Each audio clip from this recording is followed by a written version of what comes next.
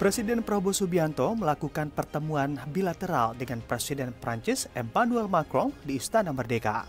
Dalam pertemuan itu, Prabowo menyinggung potensi kerjasama dengan Prancis yang masih bisa digali, juga stabilitas politik dan ekonomi dunia.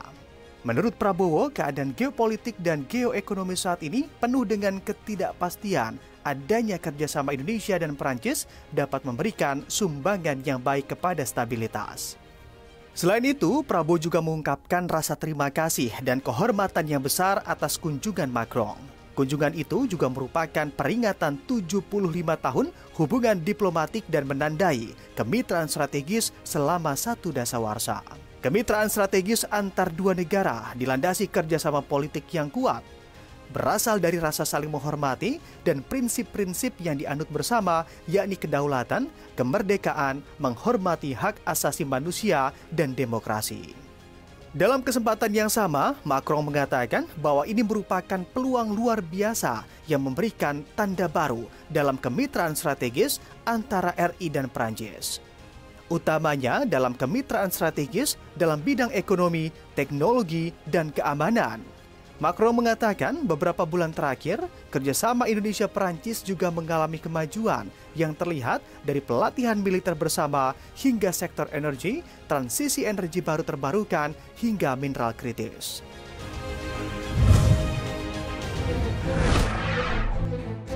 Presiden Prabowo Subianto sudah memberikan lampu hijau untuk Indonesia mengekspor beras ke Malaysia. Hal itu diungkapkan oleh Wakil Menteri Pertanian Sudaryono. Sudaryono mengatakan Indonesia dan Malaysia sudah menjalin terkait kerjasama ini. Adapun terkait volume ekspor, Sudaryono menyebut Malaysia telah menyampaikan estimasi kebutuhannya, yaitu sekitar 2.000 ton per bulan. Namun terkait kapan pengiriman akan dimulai, menurut Sudaryono masih menunggu keputusan dari pihak Malaysia. Sudaryono juga memastikan bahwa secara prinsip Indonesia sudah siap untuk mulai pengiriman kapanpun dibutuhkan. Industri perberasan Malaysia kini berada dalam tekanan besar. Melansir The Malaysian Reserve, negara tersebut terjebak antar ketergantungan impor yang terus meningkat, stagnasi hasil panen lokal, dan tantangan struktural yang menghambat upaya mencapai swasembada. Sejumlah persoalan yang membuat rasio swasembada beras Malaysia turun meliputi alih fungsi lahan, tanah yang semakin rusak, irigasi yang ketinggalan zaman, hingga populasi petani yang menua.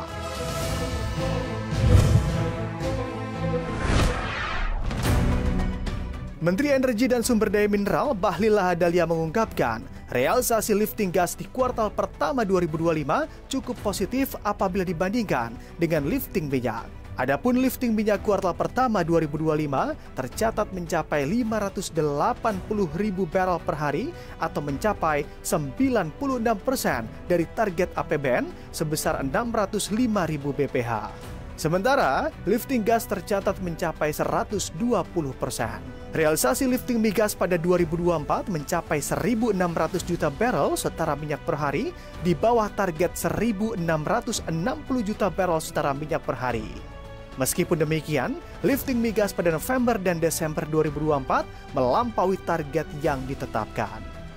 Di sisi lain, Bahlil terus berupaya untuk membuat iklim investasi hulu minyak dan gas di Indonesia lebih atraktif, sehingga dapat menarik para perusahaan migas kelas kakap dunia untuk kembali ke Indonesia.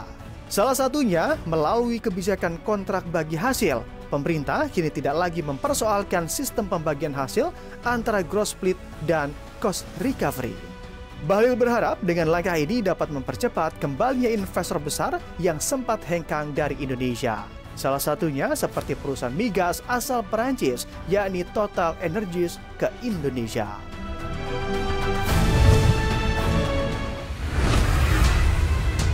Mahkamah Konstitusi mengabulkan sebagian gugatan uji materi Undang-Undang Nomor 2003 tentang Sistem Pendidikan Nasional.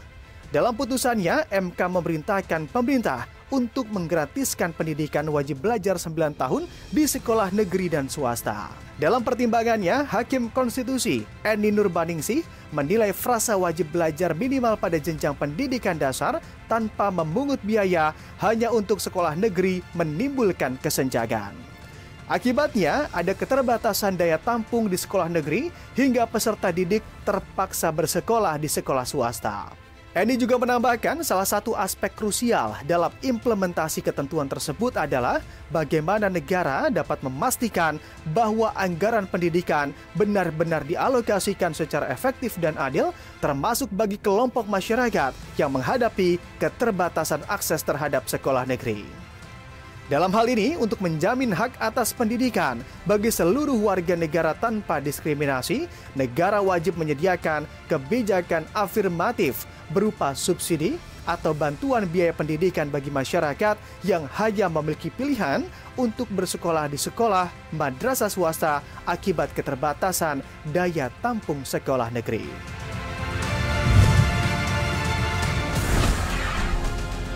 Harga batu bara kembali mengalami penguatan dalam 3 hari beruntun, diikuti dengan semakin gencarnya negara Paman Sam untuk memperkuat keamanan energi. Dilansir dari Refinitiv, harga batu bara pada Selasa 27 Mei 2025 tercatat sebesar 108,75 US dollar per ton atau naik 0,37% apabila dibandingkan penutupan perdagangan 26 Mei 2025. Posisi ini merupakan yang tertinggi sejak 11 Maret 2025 atau sekitar 2,5 bulan terakhir. Salah satu yang membuat harga batu bara naik adalah Departemen Energi Amerika Serikat telah memerintahkan pembangkit listrik tenaga batu bara di Michigan untuk tetap beroperasi hingga setidaknya 21 Agustus 2025 dengan alasan kekhawatiran akan potensi kekurangan listrik di wilayah tengah Amerika Serikat. Keputusan ini menunda penutupan yang direncanakan pada 31 Mei 2025. Selain itu, Departemen Energi Amerika Serikat telah menambahkan batu bara kokas ke dalam daftar bahan material kritis nasional. Langkah ini bertujuan untuk meningkatkan produksi domestik dan mengurangi ketergantungan impor dalam industri baja yang sangat bergantung pada batu bara kokas sebagai bahan baku utama. Langkah ini mencerminkan upaya pemerintah Amerika Serikat untuk memperkuat keamanan energi dan mendukung industri domestik di tengah tantangan global dalam rantai pasokan bahan baku kritis.